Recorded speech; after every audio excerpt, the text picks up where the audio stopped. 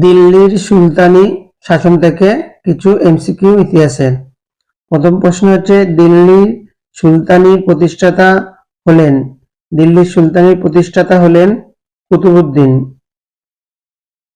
সুলতানি যুগের প্রথম প্রকৃত শাসক কে ছিলেন?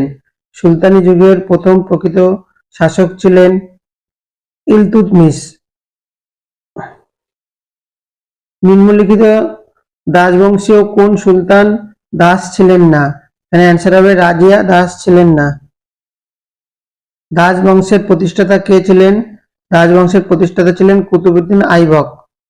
জালালউদ্দিন মঙ্গবরণী কে ছিলেন? তিনি ছিলেন খোয়ারিজম বা খিবার শাসক।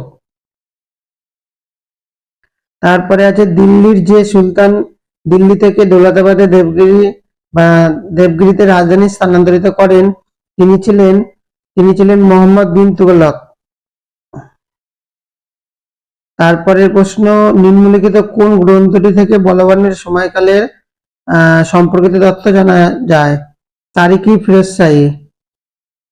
কার রাজত্বকালে দাক্ষিণাত্যে প্রথম মুসলমান আক্রমণ হয়েছিল? জালালউদ্দিন খলজি।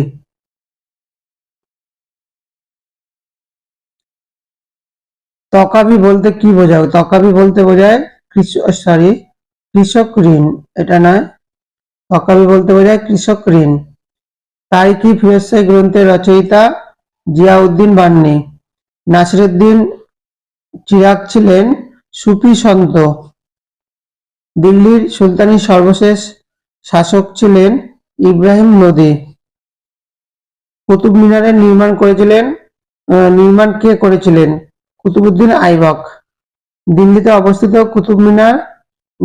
কুতুব মিনারের নির্মাণ কে সম্পন্ন করেন? ইলতুৎমিশ। কোন সুলতানের রাজত্বকালে চেঙ্গিস খাঁ ভারতে এসেছিলেন? কোন সুলতানের রাজত্বকালে চেঙ্গিস খাঁ ভারতে এসেছিলেন? এটা ইলতুৎমিশ। ইবন বতুতা কার রাজত্বকালে ভারতে এসেছিলেন? মোহাম্মদ বিন তুগলক। এ হচ্ছে সুলতানি যুগের এমসিকিউ।